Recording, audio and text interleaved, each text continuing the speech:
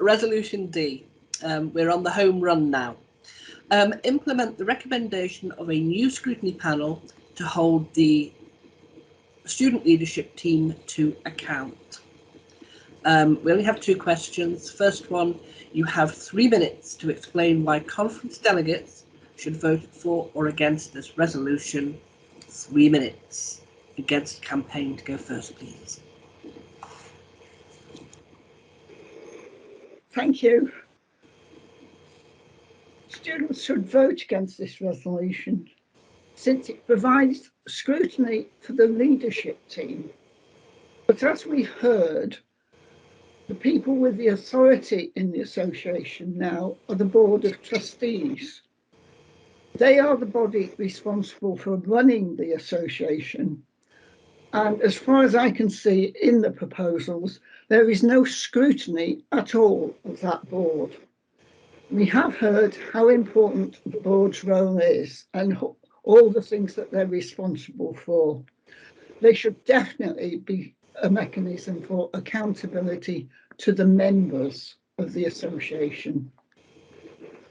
This proposal adds yet further complexity by having yet another committee in the association governance structure.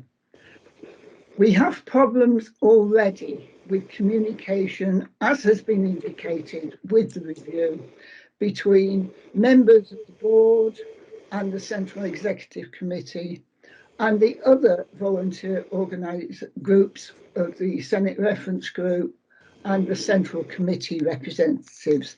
Adding yet another panel, committee or anything else adds to the complexity of that structure, and it also adds to the requirements for resources to staff and support it.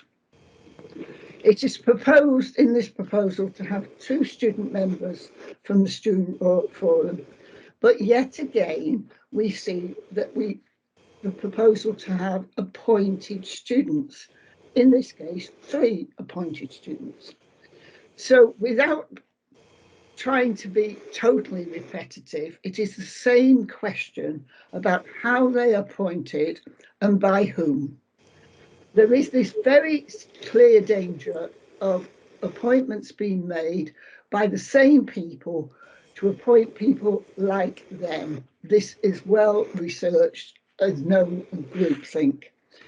To be effective, the people will have to have some prior knowledge of the association, and this again sets up a possibility of what I'll call a revolving door of people moving from the leadership, the Board of Studies, and taking up a new role on the trustees.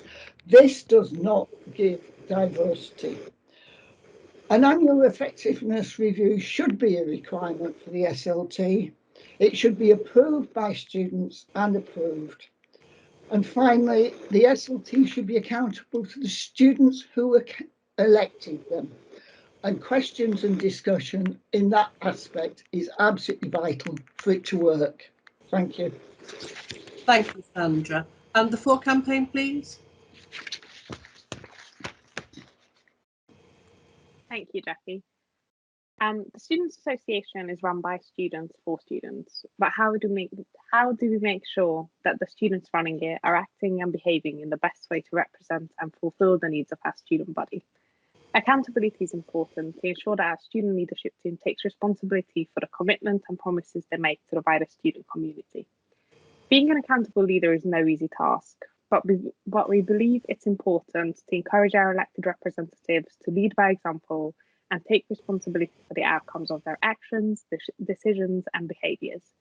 Currently, we have no scrutiny process to ensure that the student leadership team is working within the association's values, vision, and mission, or that they are fulfilling their remits and manifesto promises. The closest to this are the quarterly reports and the conference reports at the end of their 2-year term that the Central Executive Committee produces. Most students do not read these or know how these are relevant to them.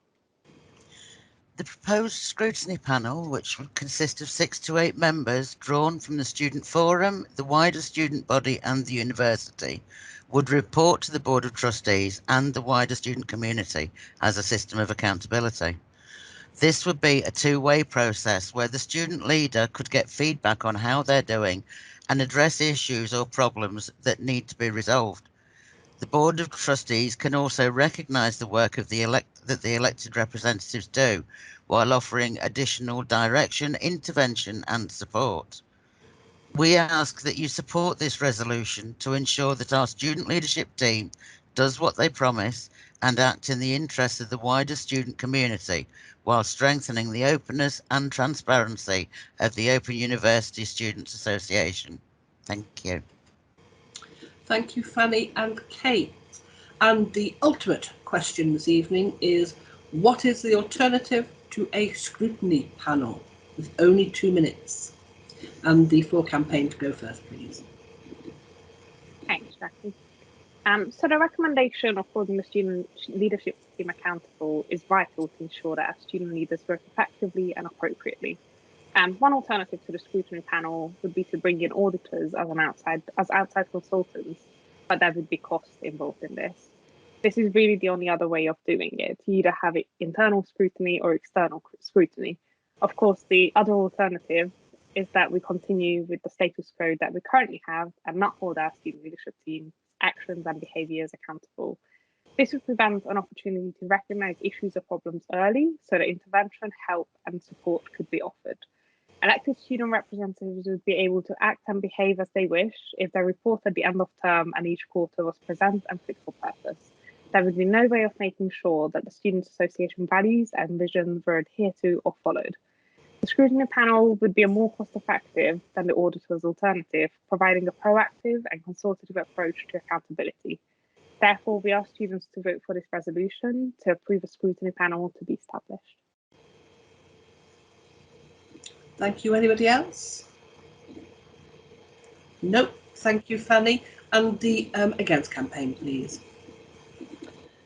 What is the alternative to a scrutiny panel?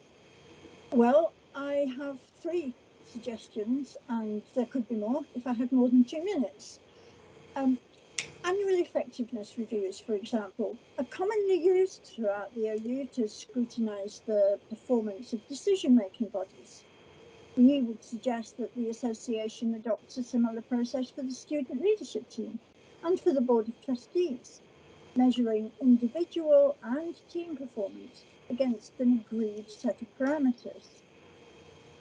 There's also a strong case for inviting an OU delegate to serve not on a scrutiny panel, but on the Board of Trustees, an arrangement that's common in very many student unions.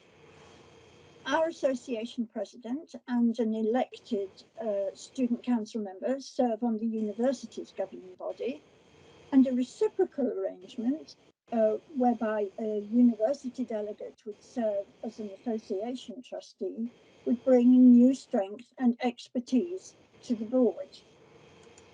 If it's felt that further scrutiny is necessary, we would suggest quite radically a scrutiny panel formed of 5 students elected at conference who would report back to the next conference, which should include a report on the performance of the student leadership team and the trustees.